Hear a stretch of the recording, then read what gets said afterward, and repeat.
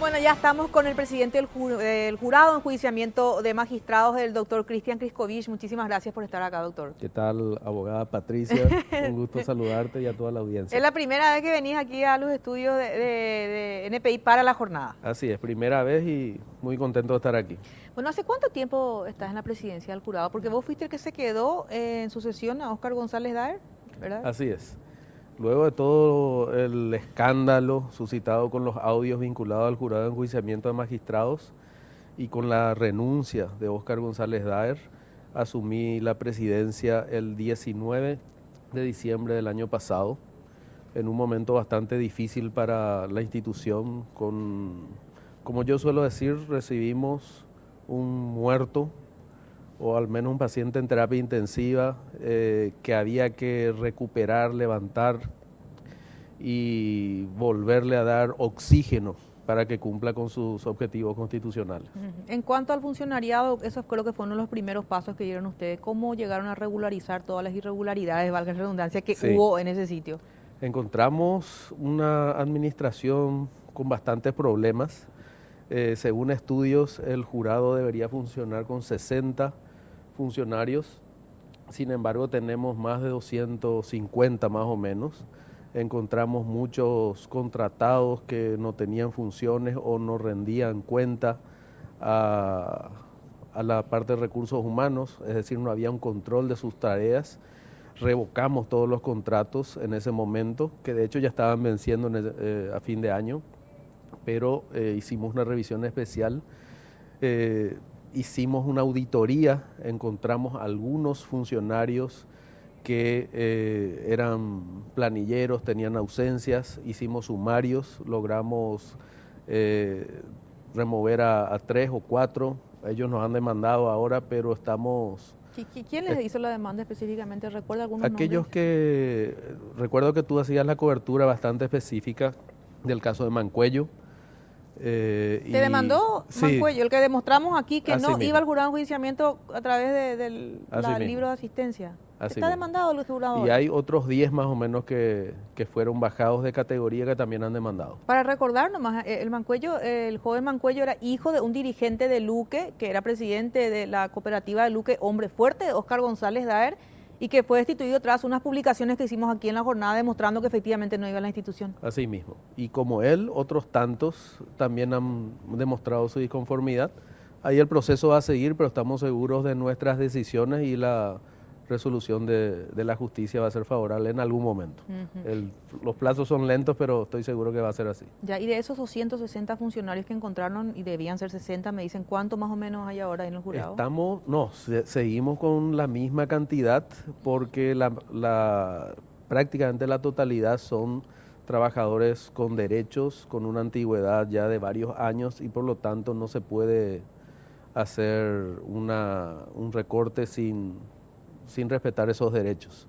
Independientemente a que no tengan tareas específicas en la institución. Un buen grupo se ayornó, digamos, a esta nueva era del jurado, y estamos logrando la dedicación del funcionariado en un gran número. Hemos recuperado que estas personas se sientan útiles a la institución, y así lo estamos logrando. Había gente inclusive mirando la otra acera, por decirlo de alguna manera, que estaba totalmente confinada, por ejemplo, al sótano, que era gente que estaba políticamente no estaba de acuerdo con González Daer. Así mismo. Cuando llegué, estos funcionarios me mostraron cómo ellos realizaban sus tareas en medio del agua, porque había una pérdida que nunca se arreglaba de una motobomba que hay ahí, y ellos eran obligados a trabajar en un lugar inundado, con las enfermedades que eso derivaba en ellos, y muchísimas otras personas que fueron echadas, que también demandaron la institución, fueron repuestas, 14 más o menos, inclusive mujeres embarazadas que acababan de tener sus hijos, y todo eso fue parte de una vendetta del entonces presidente Óscar González Daer con el anterior presidente Adrián Salas, donde removió a todo su equipo prácticamente, personas que hoy son de mi confianza y están trabajando en la institución de manera eficiente. Ya, doctor, la resolución, la última que sacó el jurado de enjuiciamiento de magistrados, ordenaba la suspensión de 3 jueces, del miembro del tribunal que había condenado, por decir de alguna manera, al padre Félix Miranda, una condena ínfima, creo que de 5 millones de guaraníes, entregar a un hospital. Ellos fueron suspendidos. Asimismo, el enjuiciamiento fue iniciado el martes pasado con la suspensión preventiva de los mismos. La suspensión se da para casos graves. Nosotros entendimos que aquí hubo un desconocimiento grave del derecho con esta condena ínfima. En mayores detalles no puedo entrar porque al estar enjuiciados y yo me convierto en un juez y no me gustaría propinar, pero en el auto de enjuiciamiento se va a destacar que la aplicación del derecho fue con cierto desconocimiento de parte de estos magistrados. ¿Eso se puede volver a apelar la parte de los abogados de la madre? Eso de hecho está apelado.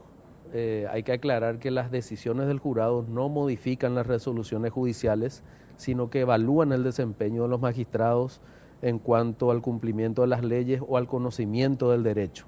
El Tribunal de Apelación de Itapúa es el que está obligado a revisar el contenido de la sentencia y si considera que hay o nulidad o una mala aplicación del derecho puede revertir la misma. ¿Usted se da cuenta que este tipo de decisiones o resoluciones que toma un tribunal termina haciendo que la gente ya no crea y no quiera ir hasta la justicia? Por ejemplo, cuando tenemos un chico que 3 o 4 psicólogos hablan de que efectivamente tiene signos de que fue abusado. Así es.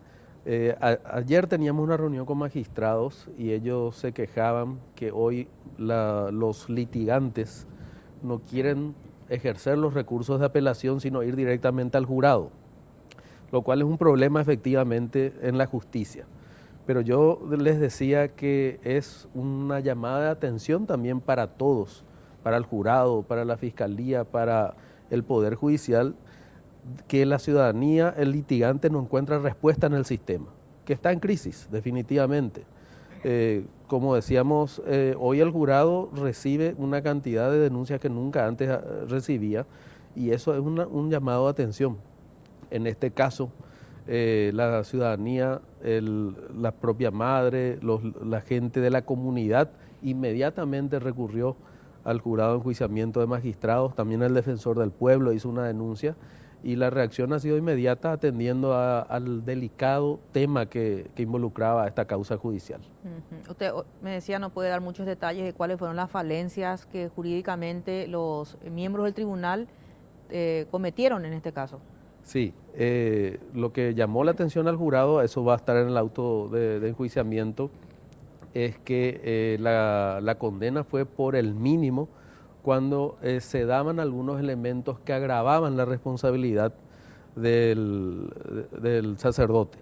Entonces, las reglas del derecho penal y del derecho procesal penal obligan a aumentar esa pena mínima a medida que hay agravantes. Y eso no fue tenido en cuenta por el tribunal. Esa interpretación, que más que una interpretación es una mala aplicación del derecho, es lo que amerita el enjuiciamiento en este momento.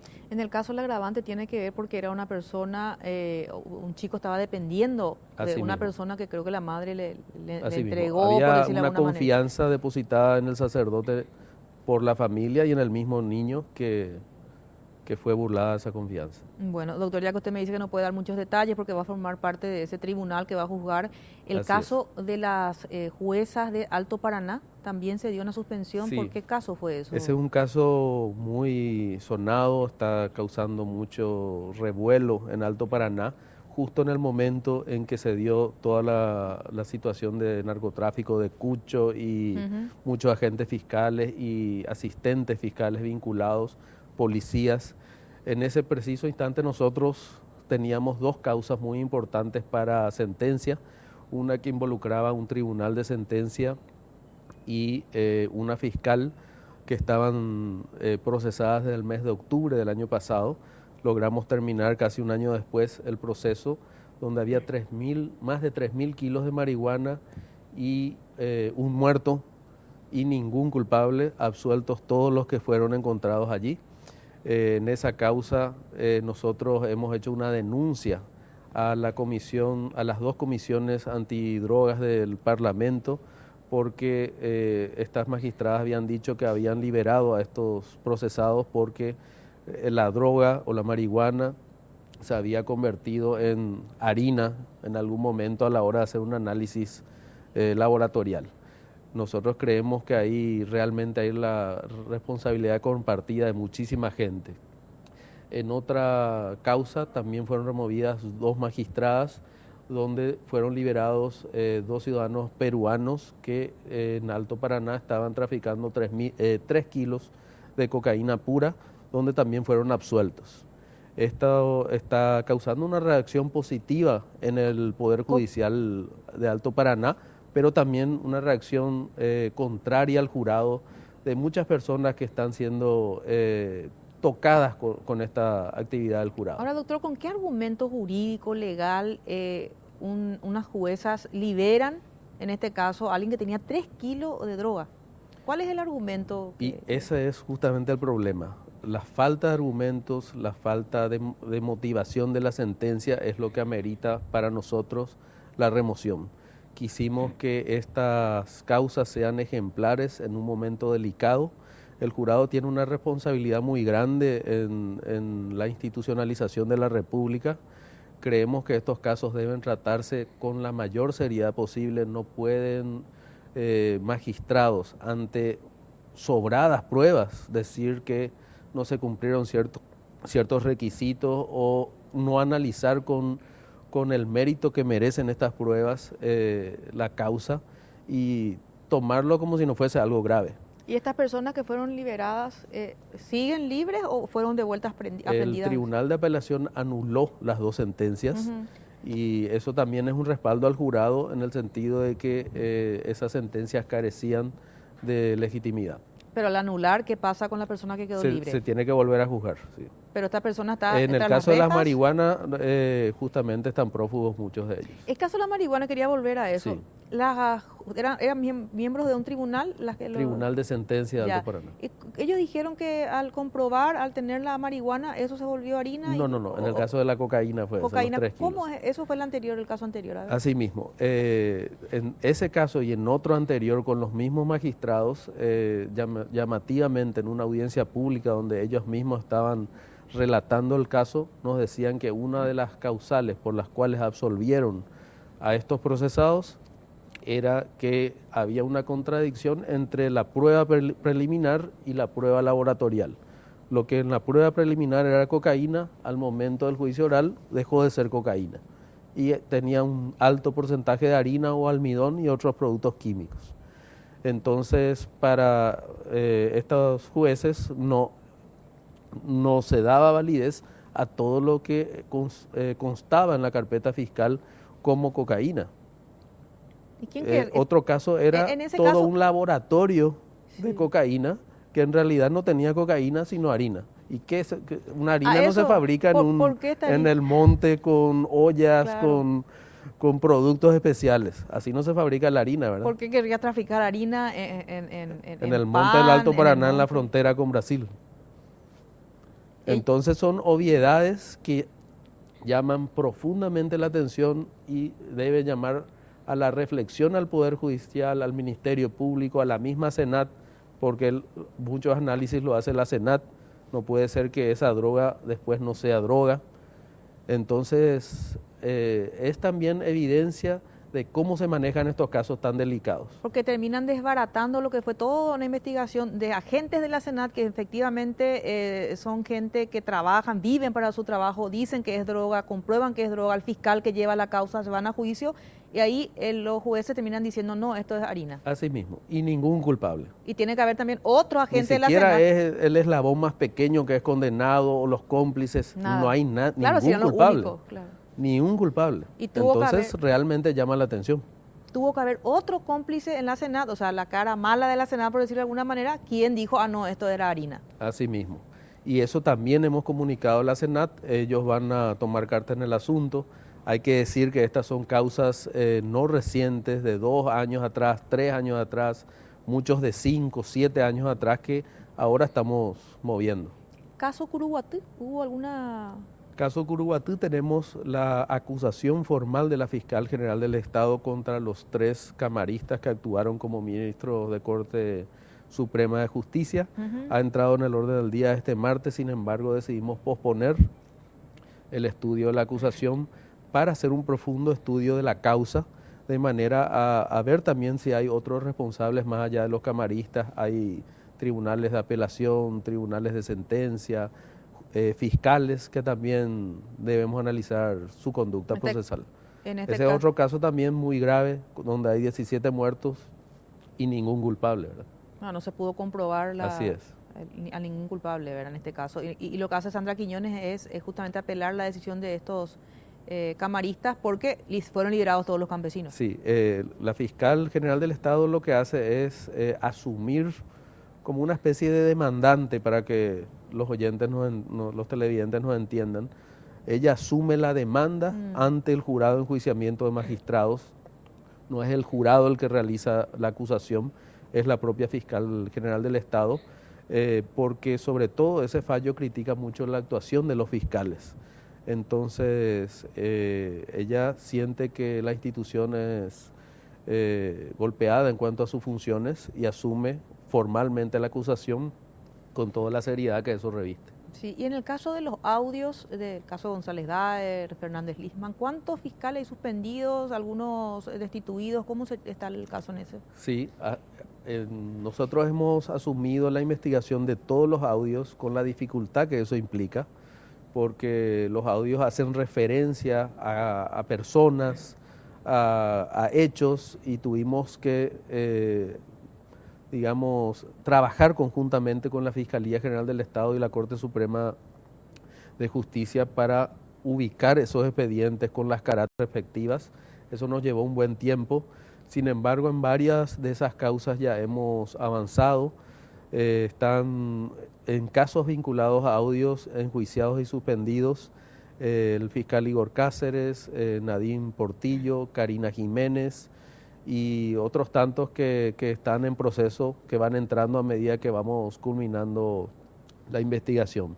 En esos casos coincide la auditoría que ha hecho la Corte Suprema de Justicia y la Fiscalía General del Estado, donde encontraron irregularidades, y vamos a ver si podemos contar con esas mismas auditorías. Es así. ¿Las audiencias del jurado siguen siendo transmitidas para el público? ¿Alguien puede ver en vivo y en directo eso todavía? Sí, eso es un avance importantísimo que hemos tomado desde esta administración, una manera importante de que la ciudadanía y cualquier protagonista de las investigaciones haga un control de lo que estamos haciendo.